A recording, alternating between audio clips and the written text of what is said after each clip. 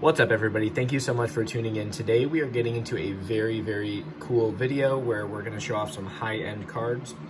But first, before we get started, if you would like a chance to win this Pikachu promo card from the Pokemon Go tins, please like this video, comment down below, and subscribe to the channel. Also, I'll note that you will know if you're a giveaway winner if I reach out to you via comment and then I ask you to reach out to me via Discord DM. That is my main way of contacting people. I don't use a bunch of social media, so let's just not make it any more complicated than it needs to be. With no further ado though, I'll show you what I have purchased. So, I bought 2 cards, and they're both quite expensive. They are both Shining Magikarp. So first we'll take a look at this one. So this is a PSA 6, and you know, I'm not a PSA 6 collector. I've actually never even owned or held a PSA 6 until now. But I am gonna start like a little experiment with this card, and before I can actually like get into what's going on, I'm gonna show you the condition of this. So the holo looks to be in pretty good shape overall. The back looks like this. So just small amounts of whitening on the corners. Okay. And now let's try to find why it's a 6. That looks to be it right there. See that little dent? So if you don't know in PSA, if there's any kind of dent at all, the card immediately gets bumped down to a 6, and perhaps there's a little bit of a scratch or a ridge right there as well. So that's kind of what's making this guy a 6. Maybe that as well. Okay, so 2 little like indents here and there. Maybe. That could also just be a scuff. It's hard to say when it's still in the slab. We'll take another look at this soon because we are cracking it. But before we can crack this slab, let's take a look at the second copy of Shining Magikarp that I purchased. So I'm just going to keep this one on the top loader, and I'll show them both to you unsleeved in a little while. But this is the second one. I purchased it raw. So to give you some context, I paid about the same price for both of these, about $130. They're actually within 90 cents of one another. So I have like the same cost basis into each of these. And here's my plan. I'm gonna submit both of these cards to CGC for grading. Now this one has already been graded at PSA, and you might think that like, okay, well a PSA slab probably has higher liquidity than a CGC slab, but if you don't know CGC's grading scale, they actually will grade cards that have like little imperfections like that a higher grade than would PSA. So if you have like a binder ding on PSA or grading through PSA, you're immediately getting bumped down to a 6 or lower, whereas whereas CGC, you can get an 8 or a 7.5 or a 7, in some cases even 8.5s with a binder ding or something of that nature.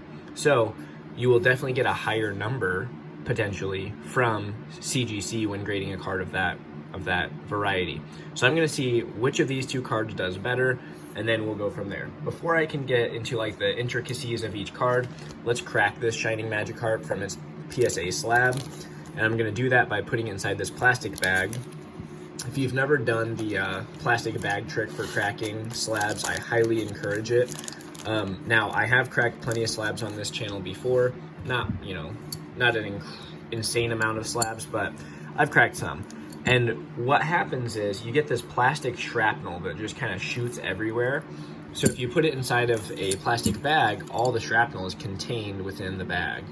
So I want to make sure I seal the bag first so I don't defeat that. Okay, so next up, I'm just gonna crack it on the corner here. Okay, and if that's not working, just give it a little bit of a twist. Okay, so now we can see that the corner is completely taken off.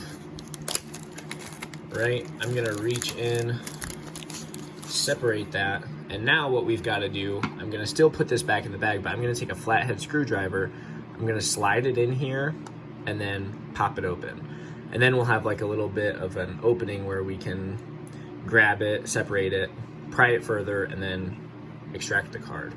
So I am gonna probably put this back inside the bag. Let's see, I'm trying to think about the best way to go. Usually this is what really gets the plastic everywhere, but I am a little bit nervous that more shrapnel will fly everywhere when I pry it, but I think we might just go for it. Okay, so like so. if you're using a CGC slab, you really want to get low on the label so the slab itself does not shatter. I've never personally had a PSA slab shatter on me like that before, but if you watch Dan Catch 'Em All Collectibles, he did a live stream where he was cracking a bunch of CGC slabs to cross grade to PSA, and he actually ended up, unfortunately, denting a card. So you can see this one starting to splinter there. So that means I've got to change my game plan a little. Okay. Coming up, we'll allow this seam to break free. And there we go. So now there should be less pressure over here. We can see that it's starting to pry open, and that's exactly what we want. So now I'm just going to pull. All right, and here's our card. So we can see it in all its raw beauty. Okay, the holo does in fact look good.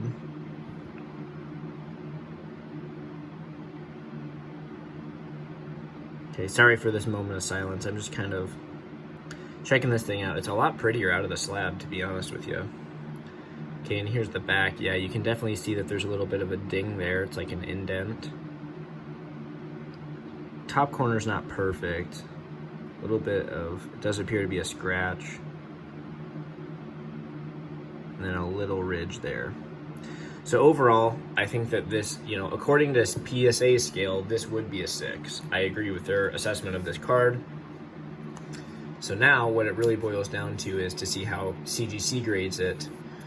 And let's compare it to the raw copy that we purchased as well. So I do need to find some way to separate them, like some kind of identifier. I mean, obviously, well, one has dings and I don't think that this one does, but let's go ahead and pull this out. All right, let's check this one out. So right off the bat, I do notice like a hollow scratch or a print line right there, which the other copy does not have.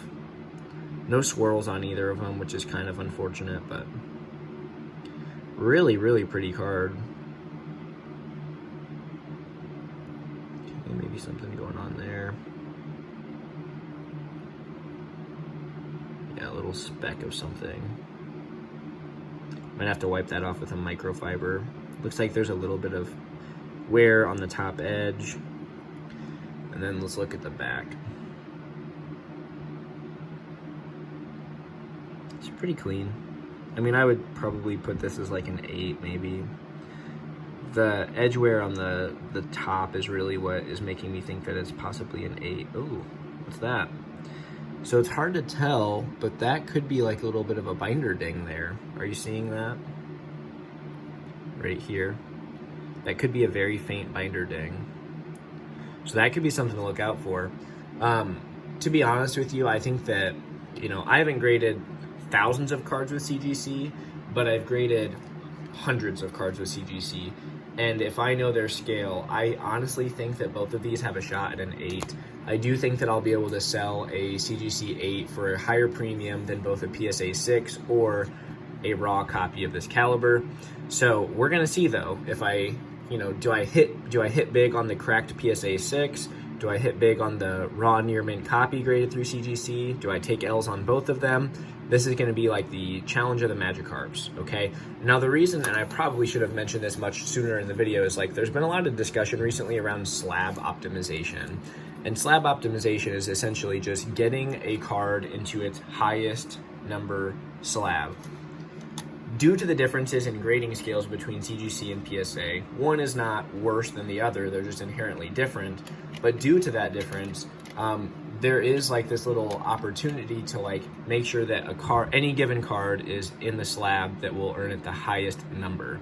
So what is sometimes a PSA 6 could possibly be a CGC 8. And obviously people are going to be more motivated to pay more money for an 8 than a 6, even though it's in a blue label, not a red label. So that's kind of like the crux of this experiment.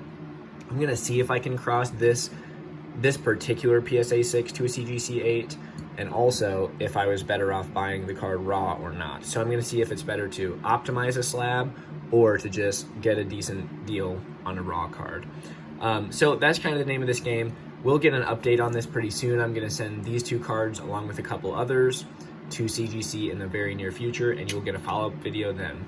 Once again, if you do want a chance to win this Pikachu Pokemon Go promo, remember to like, subscribe, and comment down below. Thank you all very much for watching, and I hope you'll watch the next one.